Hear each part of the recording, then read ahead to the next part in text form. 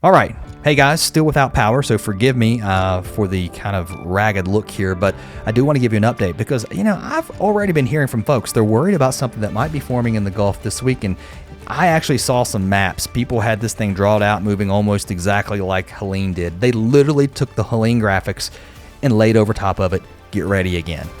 I don't know what possesses people to think that this is something that they should do, but I'm here to dispel the myths. We're going to talk about what I'm looking at and what I think is going to happen. Now, again, the National Hurricane Center is watching here something in the Gulf. I think there is the potential for some development.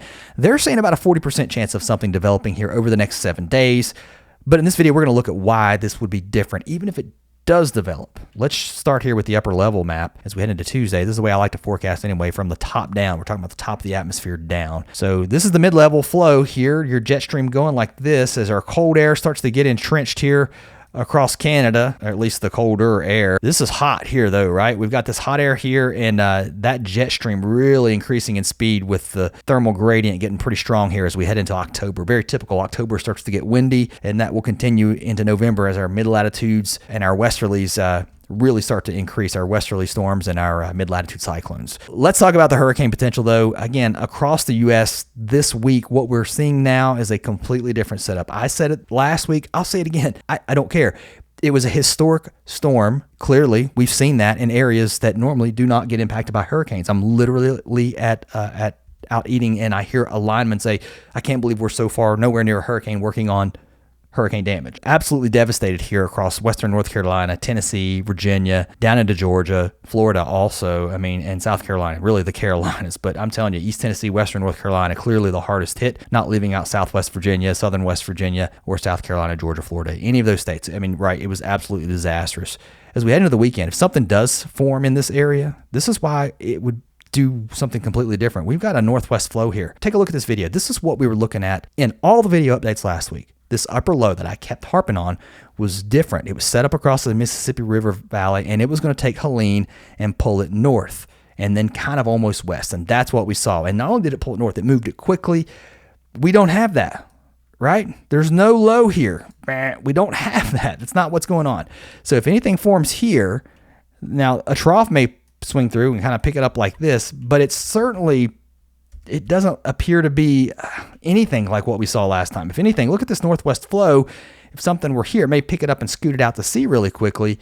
And then now, as we head into next week, this is an unfavorable really pattern for anything coming in the Gulf, or really on the East Coast too. This would push everything out here, out to sea. So once this moves through, I think in the next week, some cooler and maybe even some drier weather here across the Midwest, also into the Northeast eventually as this moves out. Now, there'll be some showers associated with this, but eventually that will dry out. Let's look at the precipitation. This is a problem too here in the parts of Virginia, Maryland, Pennsylvania. This is some of the moisture still left over from Helene. That could drop some heavy rain. And now we've got our front moving here, coming into really the Great Lakes, into the Midwest. That's dropping south. And then down here is all of our disturbed weather across really the Caribbean, eventually moving into the Gulf of Mexico. By Wednesday, our front still marching to the east here. We'll see a few showers along that, and we're turning cold here across parts of Canada with some rain and snow showers, especially into the Canadian Rockies. And then as we move toward the end of the week, there's all that disturbed weather across the Gulf. Again, we don't see that upper low, nothing to bring this thing north like this if it does form. And look, this is the afternoon European. It doesn't really even form much of a storm. I still think you have to watch here, especially along the Gulf Coast. Something could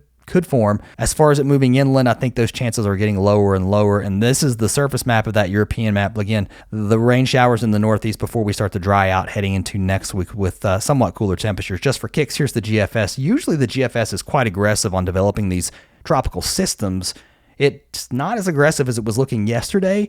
Still trying to develop something here in the Gulf. And there comes your trough swinging through, and not a lot of motion to the north. It may get picked up. The GFS says, well, really just some of the moisture gets picked up and then pulled north. That doesn't look anything like Helene, and that right there, guys, is still way out in time, 2 weeks. So let's just take a wait and see attitude about that particular storm. So a lot to look at.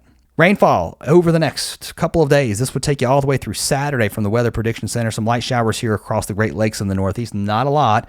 But these showers here, again, from West Virginia, eastern North Carolina, could be on the heavy side. Thankfully, Not super heavy here across the western North Carolina, East Tennessee areas, and also Kentucky, Southwest Virginia, southern West Virginia, so a bit of a break. But there's that moisture increasing along the Gulf with our next system moving through. Let's talk cold. We're starting to get chilly across the northern hemisphere. Look at these numbers.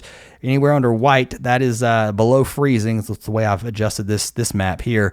And we're starting to see that chilly air develop across the North Pole as the seasons change. So eventually we will see some of this start to break off and move south. I don't see it in the foreseeable future, but it's building. All right, more to come, guys. Thanks for watching. Be safe wherever you are. See you next time.